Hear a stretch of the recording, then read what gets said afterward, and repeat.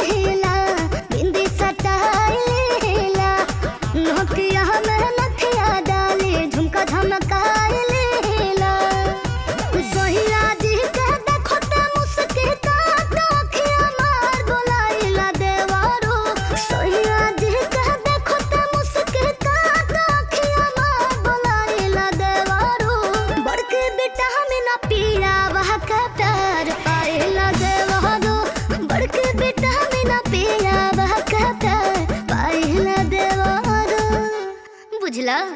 अच्छा त ये बात बा।